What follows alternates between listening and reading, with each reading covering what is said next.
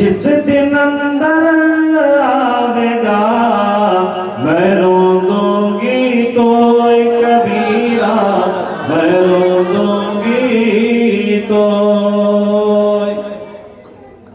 समझ रहे हैं आप लोग? आपने कुम्हार को देखा है? कुम्हार बर्तन बनाने से पहले मिट्टी का गिलावा तैयार करता है कि नहीं करता है? उस गिलावे को तैयार करने के लिए आइटिंग फाइटिंग घुसा सारी चीजें मारना पड़ता है कि नहीं? रोंदना पड़ता है, तब जाके गिलावा तैयार होता है। और जब गिलावा तैयार हो जाए तो कुम्हार अपने चाक में रखता है, तब अपना मनचाहा बर्तन का आकार देता है। होता है कि नहीं होता?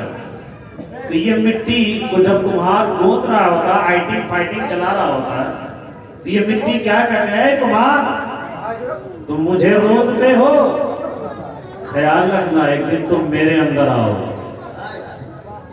ख्याल रखना एक दिन तुम मेरे अंदर आओगे। जब तुम मेरे अंदर आओगे ना, जब मैं दबाऊंगी, मैं रोंदूंगी, तो तुम्हें अपनी औकात याद आ जाए।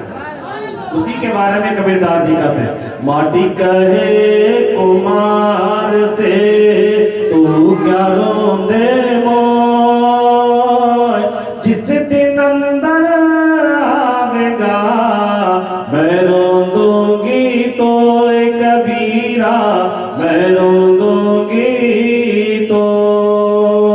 और कबीरदास जी बड़ी छोटे अंदाज में अपनी किताब के अंदर लिखते हैं, बड़े ही छोटे अंदाज में उसके एक एक दोहे के शेष को अगर हम समझ लें तो हमारे लिए हिदायत के लिए काफी है, हमको सही रास्ते पर चलने के लिए काफी है। तो कबीरदास जी अपने क्या कहते हैं, दोहे के अंदर लिखते हैं, दुख में सुमिरन सब करे, सुख में करे न कोई, दुख में सिमरन सब करे, सुख में करे न कोई, सुख में सुमिरन सो करे, तो दुख काहे को होय कबीरा, दुख काहे को होय।